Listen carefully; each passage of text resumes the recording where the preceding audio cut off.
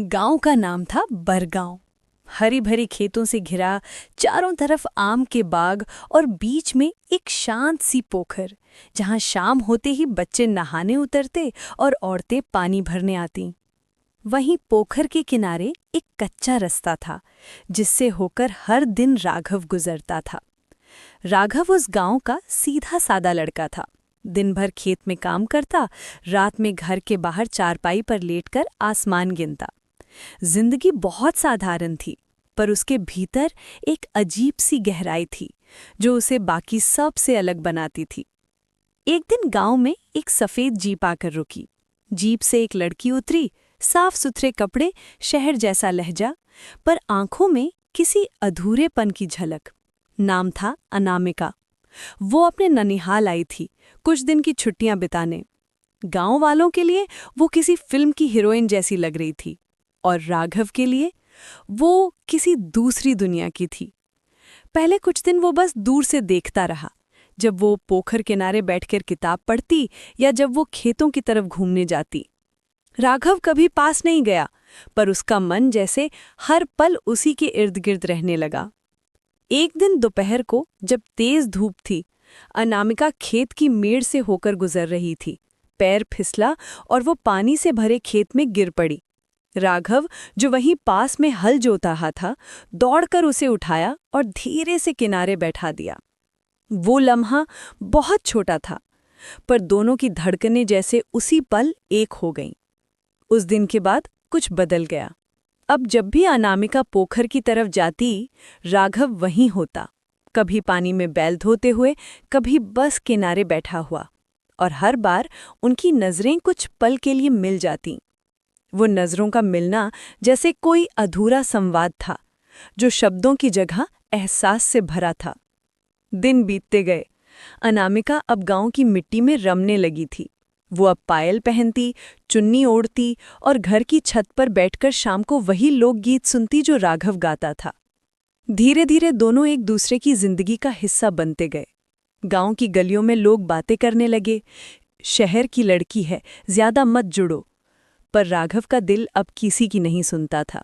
वो बस उसके साथ रहना चाहता था, उसे हंसते देखना, उसकी आवाज सुनना।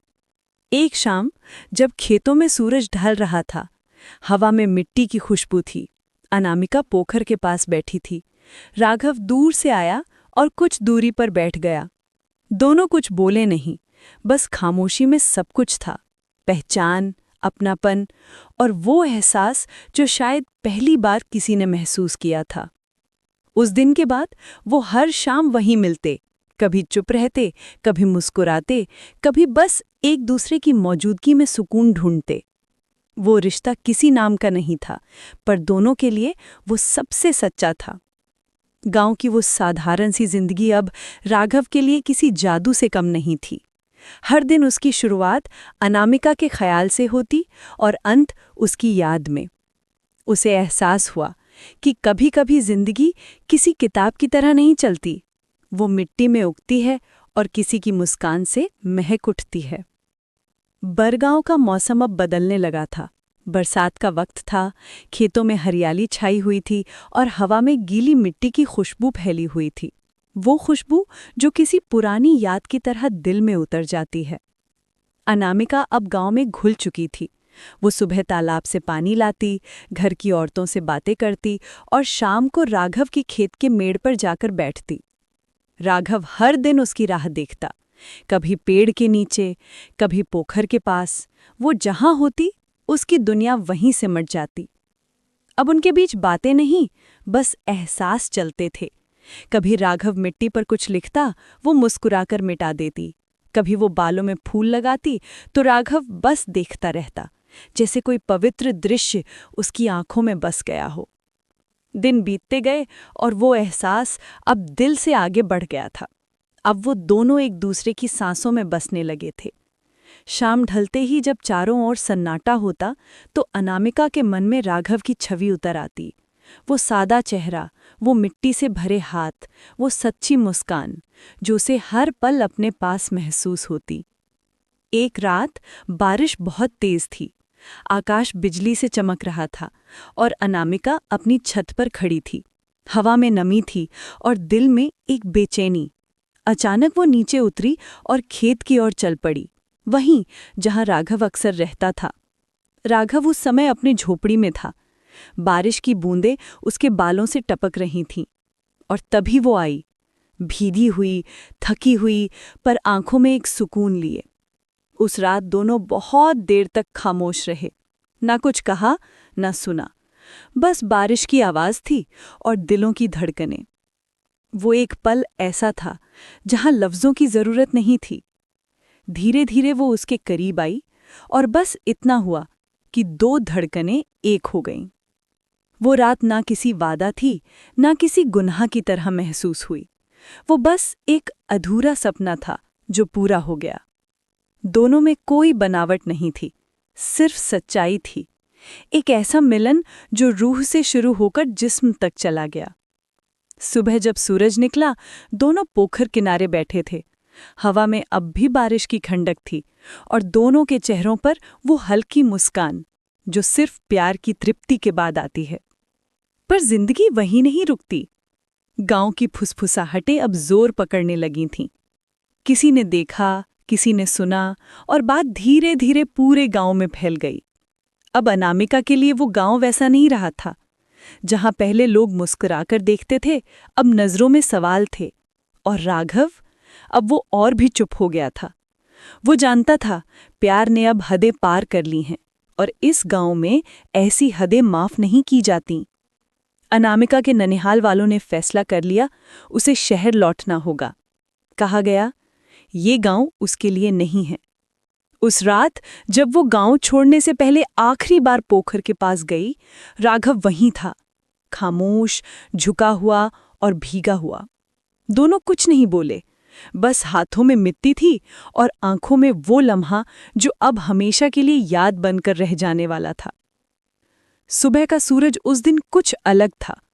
गांव के रास्ते पर धूल उड़ी हुई थी और उस धूल के बीच सफेद कार खड़ी थी जिसमें अनामिका को शहर लौटना था। गांव के लोग दरवाजों से झांक रहे थे, जैसे कोई तमाशा हो रहा हो। राघव दूर खड़ा सब देख रहा था। हाथों में मिट्टी थी, दिल में खालीपन। वो कुछ कहना चाहता था, पर शब्द जैसे गले में अटक गए थे। वो बस देखता रहा, जैसे अपनी पूरी दुनिया को धीरे धीरे उससे छिनते देख रहा हो। अनामिका की नजरें उससे मिली, आखिरी बार। वो पल बहुत छोटा था, पर उसमें पूरी जिंदगी छिपी थी। न उसने कुछ कहा, न उसने कुछ रोका। बस हवा चली और दोनों की आंखों में नमी भर आई। कार आगे बढ़ गई और पीछे रह गया बरगांव का वो पोखर, जहां कभी दो दिल धड़कते थे, और वो मिट्टी जो अब भी उनके कदमों की छाप संभाले हुए थी। दिन हफ्तों में बदले, हफ्ते महीनों में। राघव अभी भी वहीं था, वही खेत, वही आसमान, पर अब वो गाता नहीं था। उसकी आंखों में वो चमक नहीं थी जो कभी अनामिका की वजह से आई थी। वो हर शाम पोखर के पास जाता और बस बैठा रहता, जैसे किसी इंतजार में जो अब कभी पूरा नहीं होगा। दूसरी तरफ शहर में अनामिका फिर से वही पुरानी जिंदगी जीने लगी थी। कॉलेज, दोस्त, काम, सब कुछ पहले जैसा। पर अब वो हंसी असली नहीं थी। उसके भीतर हर वक्त कुछ ना कुछ टूटता रहता था। रात को जब बारिश होती तो वो खिड़की के पास बैठकर मिट्टी की खुशबू सूंघती और याद करती उस गांव को जहां उसने अपना सब कुछ छोड़ दिया था। वो रिश्ता जो नाम नहीं पा सका, अब दोनों की जिंदगी का सबसे सच्चा राज बन चुका था। वो रिश्ता जिसने उन्हें जोड़कर भी अलग कर दिया था। एक दिन अनामिका को खबर मिली कि राघव अब नहीं रहा। खेत में काम करते वक्त बिजली गिर गई थी।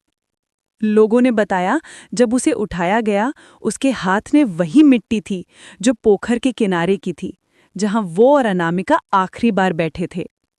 उस खबर ने उसकी दुनिया रोक दी। वो गांव लौटी, बरसों बाद। वो पोखर अब भी वहीं था, शांत, गहरा और यादों से भरा। उसने मिट्टी उठाई, अपने सीने से लगाई और बस कहा, अब तू हमेशा के लिए मेरे साथ है। उस दिन गांव में हल्की बारिश हुई। हवा में वही मिट्टी की खुशबू थी जो कभी उनके प्यार की गवाह बनी थी। वो रिश्ता अब खत्म नहीं हुआ था, वो बस मिट्टी में समा गया था। और जब भी गांव की हवा में वो खुशबू घुलती, लोग कहते, शायद राघव आज भी यहीं हैं।